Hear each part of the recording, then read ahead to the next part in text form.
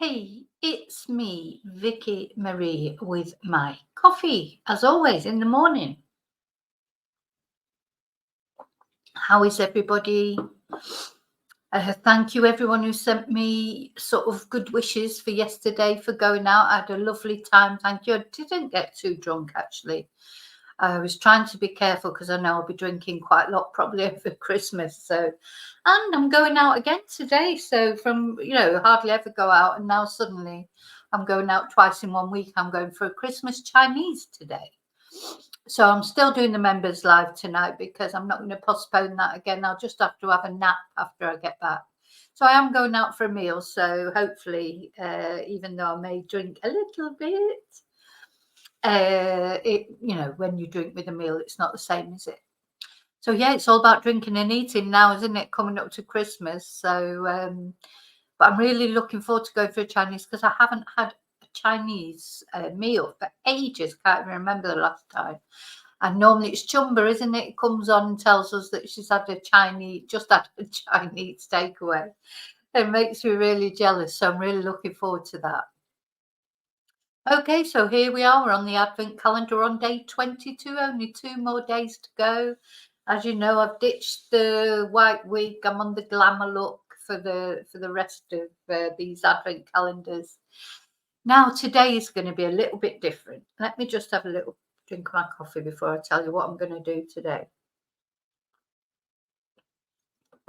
Now, this is totally indulgent, really, for me, but it is for me and it is for my mummy because today is the heavenly birthday of my mummy, Marjorie Dutton. Marjorie Dutton Riley. And let me show you some pictures of her. Oh, I've got to get them up, haven't I? So this is my mum, Marjorie. I'm not sure how old she was on that photo. Not very old, I don't think. Maybe 20, maybe even younger. I'm not sure. Now, my mum would have loved to have been on YouTube. My mum was, now I haven't scripted this at all, so I'm totally just winging it. Really, obviously, I know about my mum, but I haven't put it in any order of what I want to say or anything. I just thought I'd come on and just talk about her. Yeah, she loved people, she loved attention, she was so sociable, everybody loved her. Having said that, I had a very difficult relationship with her when we were younger, as a lot of people do, I think, with their mothers. And it's only really as I got older that I appreciated her more. I was like a typical stroppy teenager, really. But there were some issues as well, which I'm not going to go into here, but there were some real serious issues as to why I resented her quite a lot. But as I got older, I started to understand more the situation was difficult for her. And I've always been a bit of a daddy's girl, like, my dad is like, you know, just like a god to me. But as I've got older, again, you start to see things. And when I became a mother myself, you start to see things from a different point of view, don't you? And life's not that simple, is it? It's not that cut and dried. Nothing's black and white. And a lot of the things that I couldn't understand when I was younger, I've come to understand now. So I'm going to get emotional, don't you? But anyway, I'll try not to. But my mum, she had this outgoing personality. And she was complete opposite to my dad because my dad, he was very shy, very private. Just he didn't like a fuss. It's a complete opposite. My mum would go mad if you didn't give her a fuss. It's like she wanted a fuss. But she was kind-hearted as well. She could be a bitch, sometimes she could sort of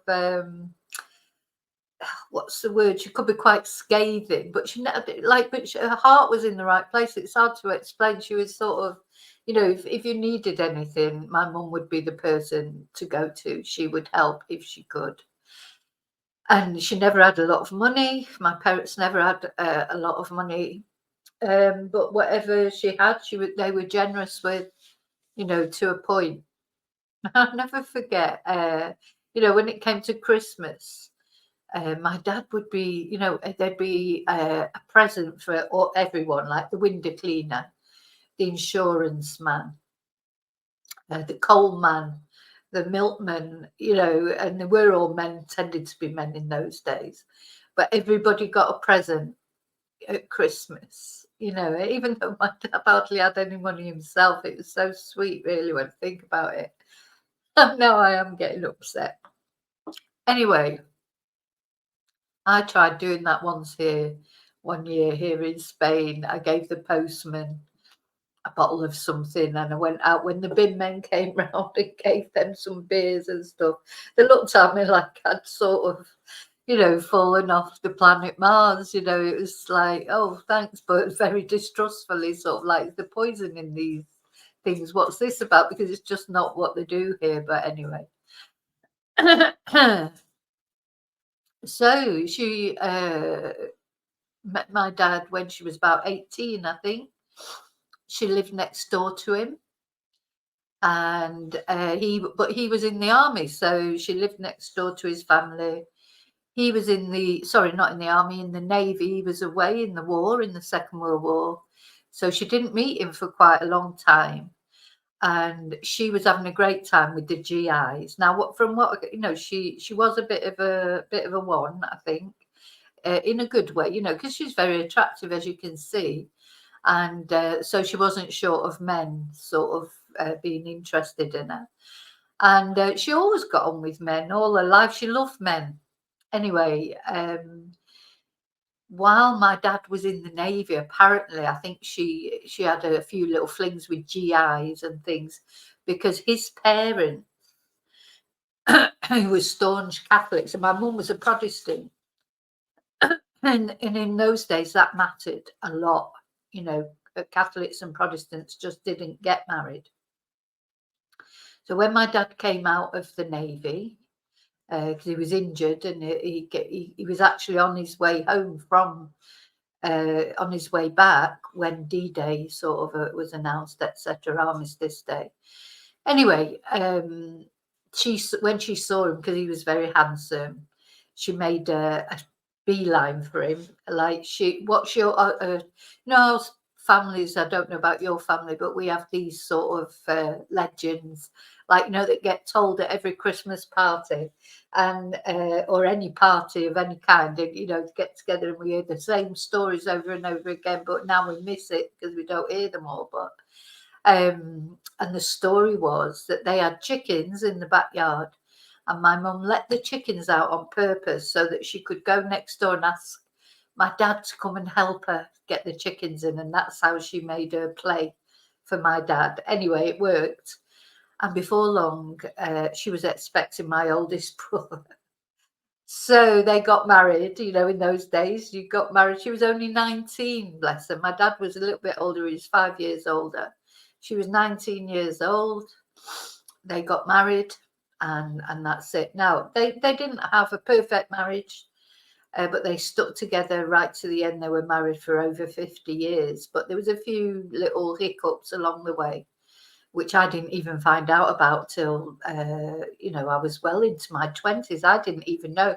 I was completely oblivious, because we were like, me and my other brother, we were like a little second family that they had, because they split up. I had 3 kids. They split up for a little while. Various things happened. Then they got back together, and then had my other brother and myself as like a cementing together again family. So there's a big age gap between my 3 eldest siblings and myself and my other brother. So, but my dad always used to say, oh my God, you couldn't leave her alone for a minute. She was, the men were like bees around honey. That's what he would say around my mum. If he just went to the bar, he'd come back, and there'd be a man sat talking to her, or, she just, I'm just thinking about how she'd love this, me talking about she just loved attention. She tried some amateur dramatics and things, you know, because she was quite dramatic. And anyway, that all stopped when apparently she said pizza instead of pizza in one of the plays that they were putting on. She was supposed to say pizza and she said pizza. And then that was it. She never did it again. Um, she was a housewife. I mean, she had various jobs over the years, but you know, I would always call them little jobs, weren't they? You know, because she would do some cleaning, or she worked for Rank Xerox for a while.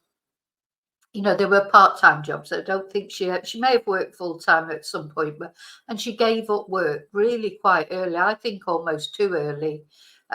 She was probably 50 when she stopped working altogether. And then my dad was the main breadwinner, well, the only breadwinner then. That was something else that I was going to tell you. So they got married.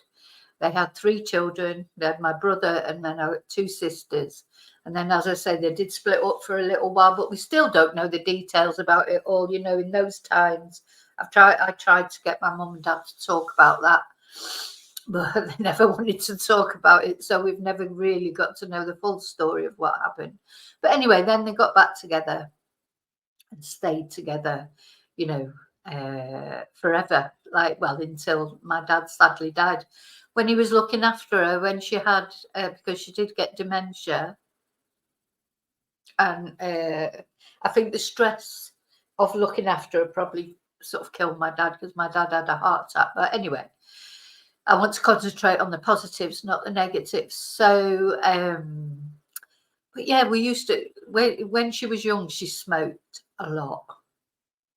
She had to give up smoking later on in life because she had asthma, etc. And as she got older, she had to give up smoking. She was never the same person again after she gave up smoking, in my opinion.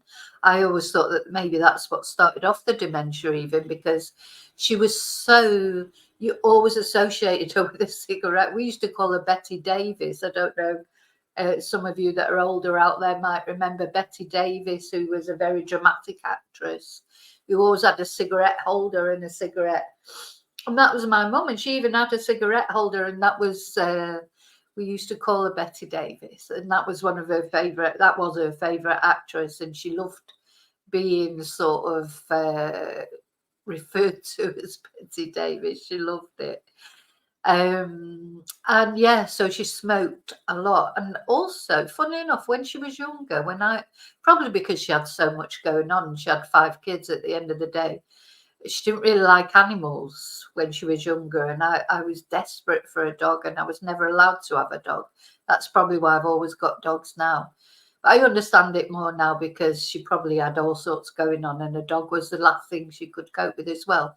But then as she got older, she got really attached to animals, and they never got a dog, but they had a cat, Jasmine, who actually had been my cat. And then when I finally left home, they wouldn't let me take her with them because they got attached to her. So that was my mum, and she liked reading. But, you know, she was, she loved people. That was the thing, my mum, she thrived when there were people around, family. It didn't have to be family. She would talk to anybody, you know. And when my friends used to come round, they would all sit and talk to my mum for at least an hour before I ever got a look in. You know, and they used to say to me, "Oh, we love your mum. She's lovely." And you know, everyone always thinks somebody else's mum is better than theirs at one point in your life. And I have regrets now that I wasn't nice enough to her, maybe well, certainly not when I was younger, but I did, you know, as I say, as I got older, and especially when I had my son, I did start to understand her more.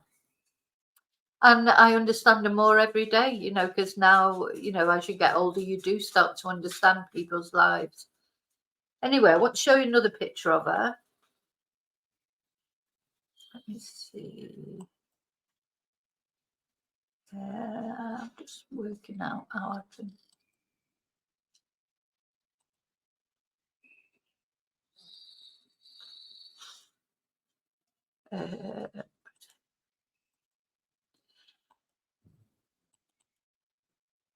Oh, press the wrong button just for a change.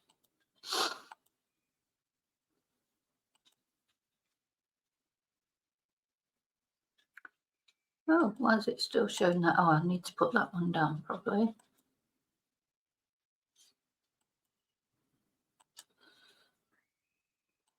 Yeah. So this is actually not a photo. This is a drawing I did of my mum and dad. It was probably about 60 then. Anyway, maybe a little bit younger, I'm not sure. So yeah, just wanted to show you that. That's Marjorie again. And you know, if I would have had a girl, I would have. I wouldn't have called by the first name Marjorie, but I would have definitely put Marjorie in the name there somewhere. Because it's a very old-fashioned name these days. You don't normally hear people called Marjorie, do you? Or Marge, I suppose. She liked to be called Marge.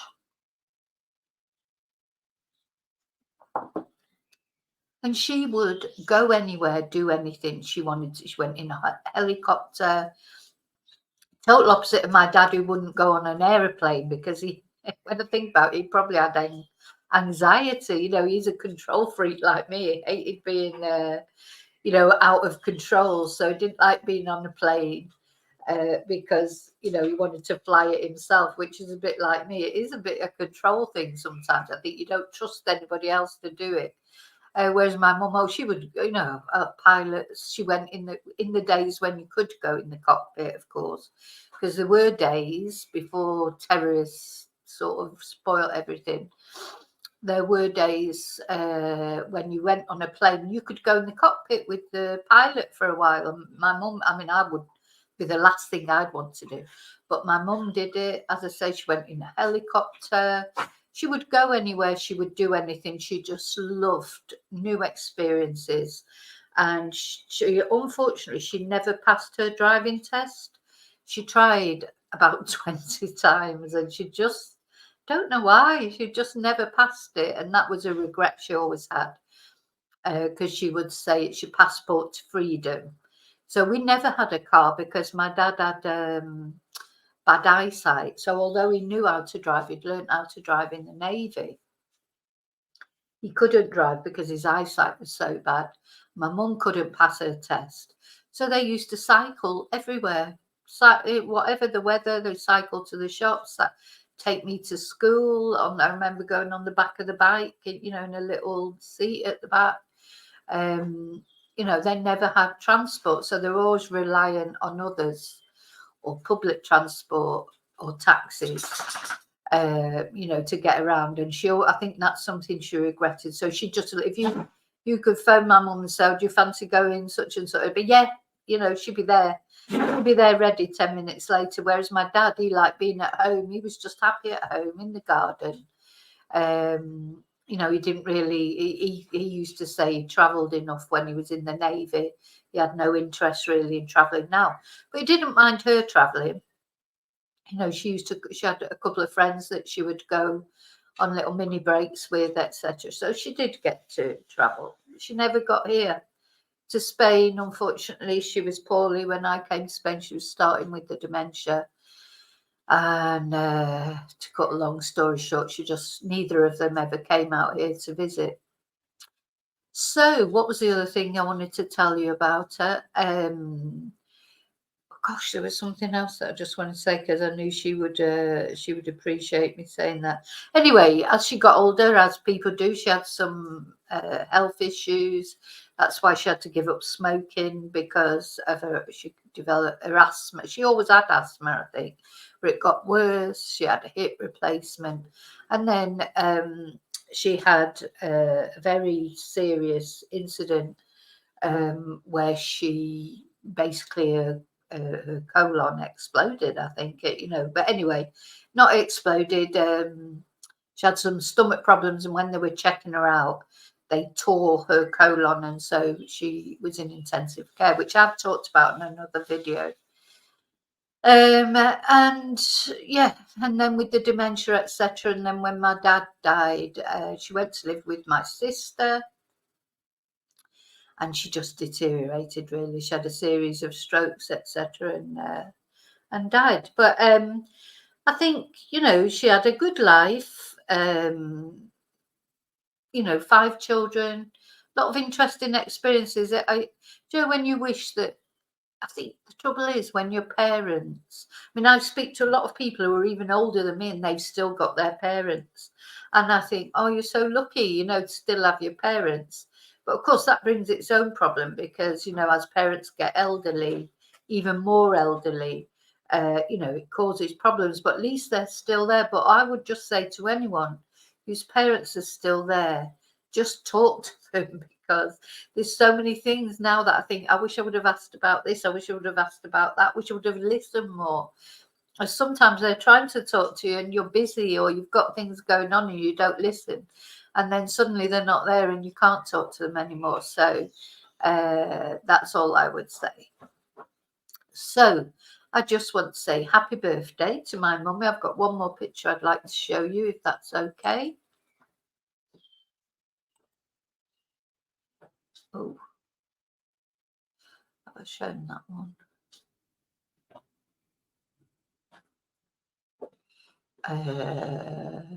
Oh, it's disappeared. I can't remember if I've shown this one or not. I think that's the one I've shown. Let's have a look. It's a very similar picture to the first one, and I may need to go back to that because if I can't find this, but I'll see if I can find it.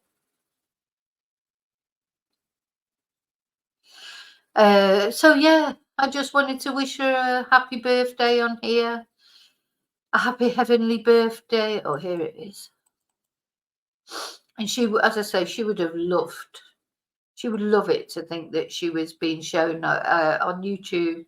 People were looking at her. She would just love it, as opposed to my dad, who probably wouldn't be that keen. But anyway. Yeah, another old photo that I've got her, and I think she was literally about 16 here on this picture. So you can see she's very, very beautiful. That picture's seen better days. As you can see, I need to maybe look at getting that. You can get them sort of enhanced, can't you? But yeah, so that's it. That's my mummy, Marjorie. Happy birthday, mummy, up in heaven. And I'm if there's any of you want to share your stories about your mum or dad or whatever, because they in that generation, it was a difficult life. Oh, because she was evacuated during the war. So bearing in mind, my dad was 5 years older than her. So at some point when he was probably joining up, because he joined up as soon as he could, as soon as he was old enough to join up, he did. She was evacuated with her mother. When they evacuated all the children during the Second World War to sort of get them out into the countryside. So she was evacuated from the centre of Manchester out to the country, where she said they stayed with a vicar and his family. And she said it was like they treated them like slaves. They would do the cleaning and the cooking, and they were just like glorified housekeepers, but they were unpaid because they were expected to be grateful for having been evacuated to this vicar's house. And she said they were really, really horrible to them. So they used to, this is awful, but they used to get their own back. Like when they were cooking, they would spit in the food. So, because he was so nasty, this vicar and his family were so nasty to them that they couldn't do anything. They were sort of at their mercy. So what they used to do is when they were cooking, they would spit on the food. So there you go. Yeah, not very nice. But anyway, that was my mum. So yeah, and she was full of stories. There were, lots of stories. But anyway, her and my dad were fated to be together. So as all this was going on, she didn't know about my dad, and he didn't know about her. There was a lot of problems with my dad's family because while my dad was in the Navy, and my mum was, seeing a few GIs, and they were walking her home, and she would be kissing them outside the door. And my dad's family would see this, they'd be like twitching through the curtain. Because from what I can gather, my dad's mum, she was quite puritanical, And so they didn't really approve of my mum because they thought she was a bit of a floozy. But anyway, maybe she was, but a little bit of a floozy. She just enjoyed life. She was just such a positive, vibrant spirit, my mum, you know, and I don't think I appreciated it so much then, but I appreciate it now because there's not many people like that. She would be a person that would give off a good energy to everybody. You know, people always wanted her to come to parties and things like that because she would liven them up. You know, she was. I mean, I've been a few places with her, and I'm like, we went on the Granada Studios tour, and you know, you go around Coronation Street and all the different sets and things, and they try and get you to participate in things, and I'm just like, oh, I'm not participating. I'm terrible. I am. And she's like, you know, hands in the air. You know, they say, put your hands in the air. She's like, hands in the air. And I'm like, I'm not putting my hands in the air. You know, I'm miserable. I'm not miserable, but I'm just not that. I suppose I'm more like my dad in that. Like my dad wouldn't like that, but my mum loved it. My mum loved it. Anything to be dramatic. You know, she was dramatic. She should have been an actress, really. And you know, after my mum passed, almost immediately, just a couple of nights after she passed, I had a dream about her, and I believe this was my mum visiting me in the dream, and I didn't realise it was a dream, so, you know, because it's one of those dreams that's so vivid. And where my school was at the time, it was actually not. I wasn't working from home. It was an actual school that I rented. And there was a sofa in the reception area, and I came out of class in this dream, and my mum was sat on the sofa, and not only she was sat on the sofa, but she was all dressed in red because she was very vibrant. You know, she always wore her lipstick and she liked bright colours, and she was like all dressed in red with this, you know, like shining almost. And I said, "Oh, what are you doing here? Aren't you dead?" Something like that. And she said, "Oh, yeah, I am." And I said, "Oh, am I dead then too?" Because I just thought, God, I must have died. And she said, "No, I've just come back to tell you I'm all right." She actually, in my dream, she said that to me. And that was it. And I do believe that. I do believe that people do come back to you if they can. And anyway, so that's the story of my mum. So that's the Advent calendar for today. I know it's not quite the same as the ones that I've been doing and maybe not quite as positive. It is positive because I just wanted to celebrate Marjorie Dutton Riley's life. She had 5 children. She gave a lot to the world. She made a lot of people happy. People loved her. And so I just wanted to say that. Now, what I'm going to do is show the Christmas photos. And I'm going to sing today, totally different from what I've sung before, because my mum's favourite singer was Tom Jones. So what I'm going to sing today while we're looking at the Christmas photos, I am going to sing She's a Lady by Tom Jones. If I can sing it without crying. So it's nothing to do with Christmas. Oh, by the way, my mum loved Christmas. She really did love Christmas. She used to get me to wrap all the presents and everything, and I used to decorate the house. And yeah, she loved Christmas. She loved all the family being together. So for many years,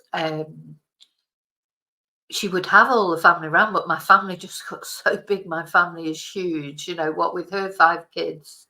When you think those then went and had more kids, and a lot of my siblings, you know, had 5 kids as well, or 1 did, and then someone had 2, someone had 4, you know, so it just got, and then these boyfriends and girlfriends, it just all got too big. So we couldn't go to my mum and dad's for Christmas anymore. She couldn't cope with it.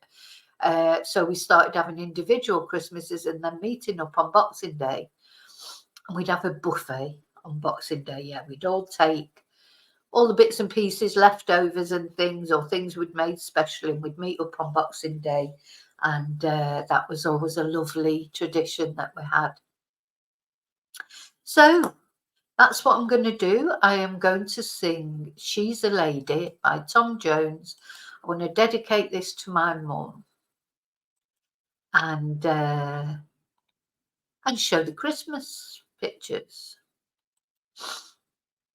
Sorry about the singing. Well, she's all you'd ever want. She's the kind they'd like to flaunt and take to dinner.